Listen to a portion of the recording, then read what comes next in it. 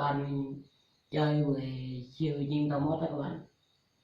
Hay mình hát lại lúc ngu á, mình hát lại mong các bạn hát lại các bạn hát cho các bạn.